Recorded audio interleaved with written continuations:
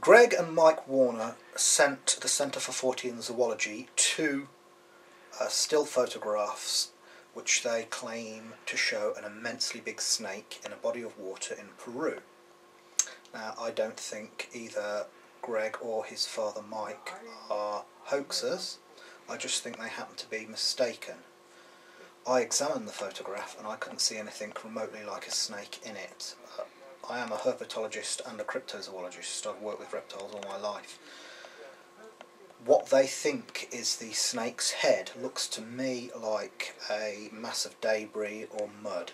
It doesn't look remotely like a snake. Now, that's not to say that there aren't giant snakes in Peru. I do believe the green anaconda gets far, far larger than we think, maybe up to 60 feet long. Now, there is reports of a second species called the Socoraju gigante, which is supposed to be even larger, up to 130 feet long. Whether or not this exists, or whether it's a case of exaggeration, is still in the lap of the gods. But it would be well worth going to Peru and looking for giant snakes. So, although I think personally Greg and Mike are mistaken with this photograph, their endeavours should be supported. And I'm very grateful that they showed these pictures to us. A couple of years ago, I myself journeyed to Guyana in search of the giant anaconda with a wonderful native guide and chief called Damon Corrie.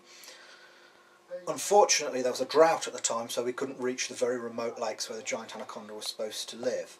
But Damon told me of hunters that had spoken of an anaconda so vast that they ran away from it in terror.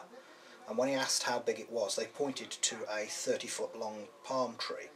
And they said there was a dead tree like that lying in the swamp, and the anaconda was crawling across it, and it was far larger. The head extended beyond one end and the tail extended beyond the other, so we're talking at the very least 40 feet and probably considerably more. So I think giant snakes are fact, not fiction.